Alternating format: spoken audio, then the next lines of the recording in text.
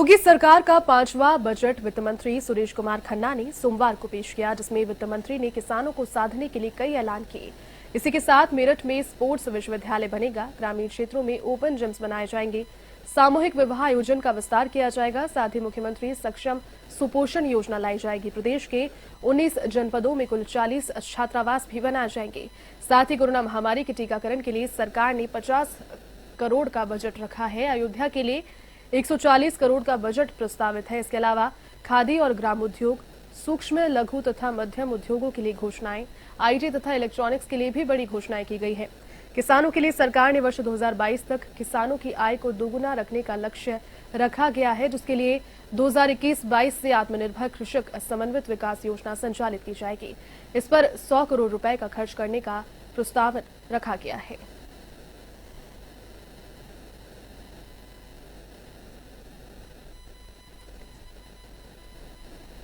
तो योगी सरकार ने बजट में की है कई बड़ी घोषणाएं, और इसी खबर पर अधिक अपडेट के साथ में सहयोगी अमरीश सिंह इस वक्त मेरे साथ फोन लाइन पर जुड़ गए हैं। अमरीश, देखिए, वित्त मंत्री सुरेश खन्ना ने बजट पेश कर दिया है और पांचवा ये बजट, क्या लोगों की जो आशाएं थी, जो लोगों की उम्मीदें थी, क्या ये बजट उन पर खरा उतरता है? अमरीश, क्या मुख्य बात है बजट की?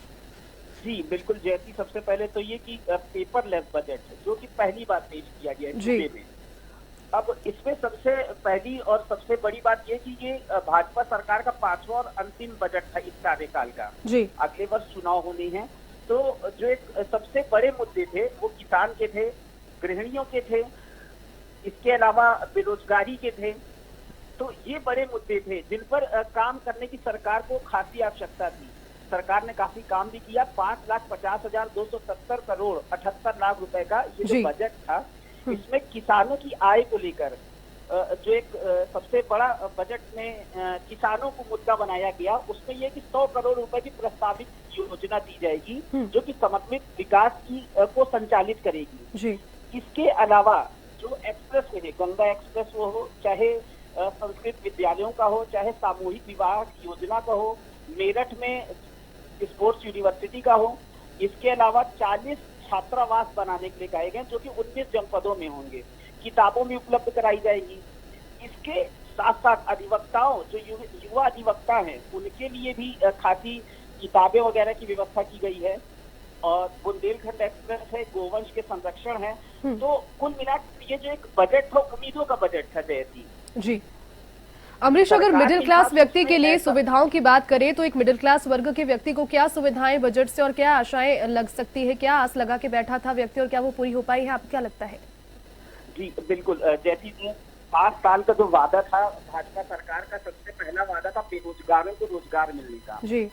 जिस पर काफी समय से जो छात्र हैं वो इस बात पर आंदोलन कर रहे थे कि जो सबसे बड़ी उम्मीद किसानों जो छात्राओं को दी गई थी वो थी रोजगार की। उससे कहीं तक ये बजट नजर आ रहा है। हाँ, जरूर स्पोर्ट्स कॉलेज है, स्पोर्ट्स हॉस्टल है युवाओं के लिए, लेकिन रोजगार कहाँ है? तो रोजगार की जो एक संभावित योजना थी, क्योंकि जो 5 साल की सरकार होती है, 5 साल की सरकार में जो आप अपने पत्र में लेकर, घोषणा पत्रों में लेकर आते, उससे ही इधर ये बजट आया। क्योंकि 4 वर्ष का जो बजट था, अगर उसको छोड़ दे तो 5वां वर्ष था, बड़ा था, एक जनता को उम्मीद थी। लेकिन जिस तरीके से महंगाई बढ़ी है, जिस तरीके से किसान आंदोलित हैं, और जिस तरीके से रसोई गैसों की मूल्य बढ़े हैं, तो उससे कहीं ना कहीं एक चिंताजनक विषय था।